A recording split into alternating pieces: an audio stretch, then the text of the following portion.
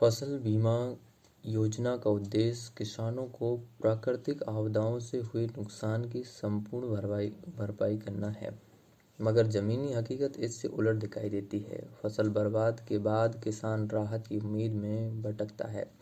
राज्य सरकारें केंद्र से वित्तीय सहायता की गुंजाइश तलाशती है, जबकि बीमा कंपनियां निश्चिंत रहती हैं कि बीमा शर्तों के कारण प्रारंभिक या आंशिक नुकसान पर उन्हें भुगतान नहीं करना।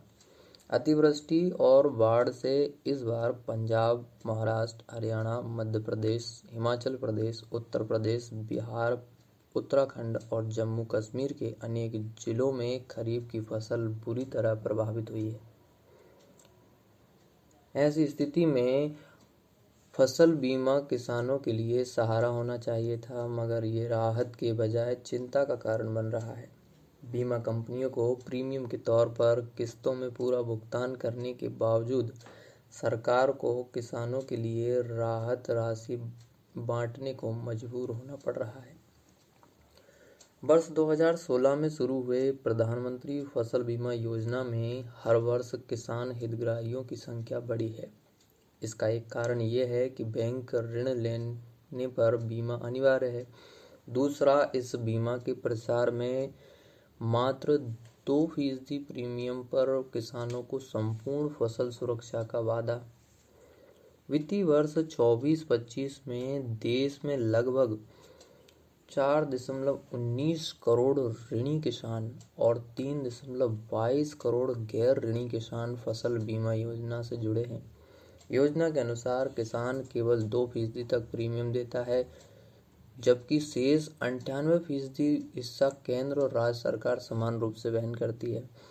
इस वर्ष केंद्र सरकार ने 14,600 करोड़ रुपए का प्रावधान किया। लगभग इतनी ही राशि राज्यों ने भी बीमा कंपनियों को दी, मगर आश्चर्य ये है कि इतने भारी सरकारी निवेश के बावजूद प्रभावित किसानों को उनकी पिछली फसलों में वास्तविक नुकसान का 10% से भी कम मुआवजा मिला है।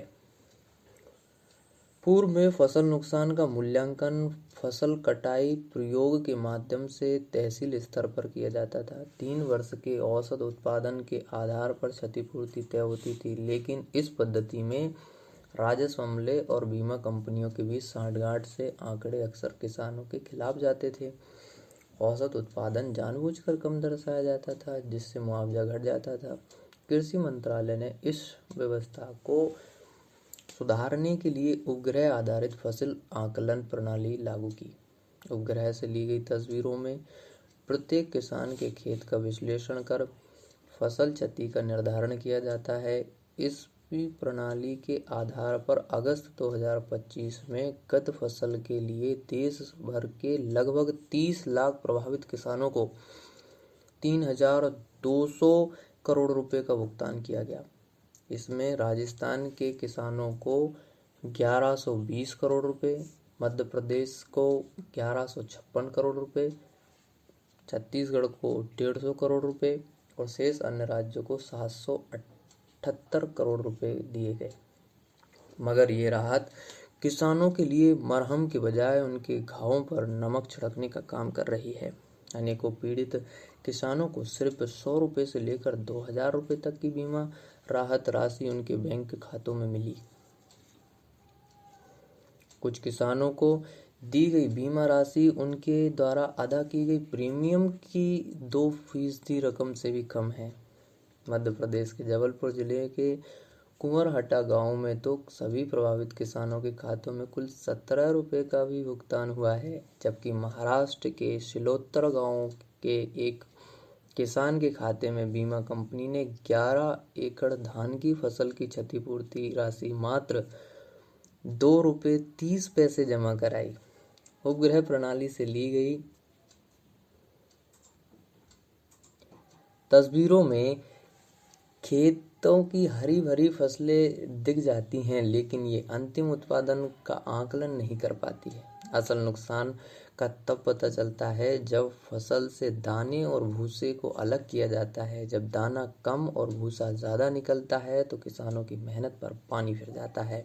इस समस्या ही फसल क्षति का सबसे बड़ा कारण है और जिसका आकलन उपग्रह प्रणाली से करना संभव नहीं हो पाता है। यही वजह है कि आकलन में कई तरह की विसंगतियां सामने आती हैं और किसानों को वास्तविक नुकसान के अनुपात में बीमा राशि का भुगतान नहीं मिल पाता।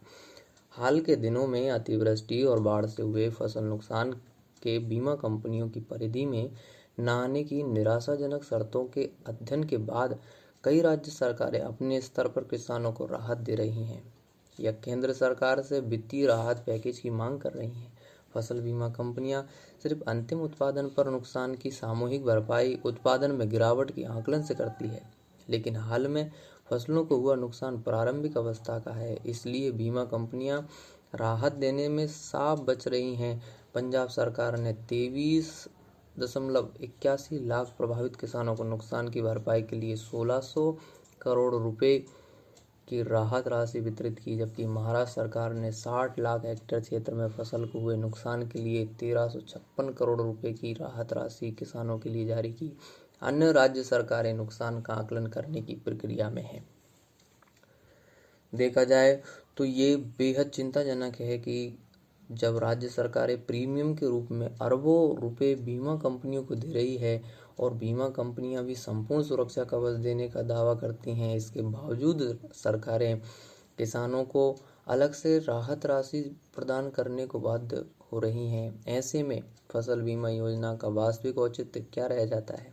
क्या ये योजना किसानों से अधिक बीमा कंपनियों को लाभ पहुंचाने का माध्यम बन गई है? शुरुआत से लेकर अभी तक के आंकड़े बताते हैं कि बड़ी से बड़ी प्राकृतिक आपदाओं में किसानों की फसलें नष्ट होने के बाद भी संबंधित बीमा कंपनी कभी भी लाभ से वंचित नहीं रही। ऐसे में फसल बीमा योजना में कुछ आवश्यक सुधारों की दरकार है। व्यक्तिगत खेत स्तर पर वास्तविक आकलन में फसल नुकसान का निर्धारण केवल उपग्रह से ली गई तस्वीरों से नहीं, बल्कि भौतिक सत्यापन और उपज परीक्षण से भी होना चाहिए। बीमा कंपनियों की जवाबदेही तय करने के लिए बीमा भुगतान में अनुचित कटौती पर आर्थिक दंड लगाने की व्यवस्था होनी चाहिए। राज्य स्तर पर पारदर्शी पोर्टल विकसित किए जाने चाहिए ताकि प्रत्येक किसान अपने नुकसान और भुगतान की स्थिति ऑनलाइन देख सके। बीमा प्रीमियम की समीक्षा करना भी जरूरी है। प्रीमियम के अनुपात में न्यूनतम मुआवजा राशि की कानूनी गारंटी होनी चाहिए। इसके अलावा प्राकृतिक आपदा और प्रारंभिक फसल क्षति को भी बीमा योजना में शामिल किया जाना जरूरी है। बीमा का उद्देश्य किसानों को संकट से उबारना है, ना कि उन्हें बीमा कंपनियों के जाल में फंसाना है। करोड़ों रुपए का प्रीमियम देने के बाद भी जब किसानों को राहत नहीं मिलती, न भरोसा मिला, तो ये नीति सुधार की मांग बन जाती है। अब आवश्यक है कि केंद्र और राज्य सरकारें मिलकर इस योजना की समीक्षा करें ताकि यह बीमा कंपनियों का सुरक्षा कवच नहीं, बल्कि किसानों की वास्तविक वित्तीय ढाल बन सके।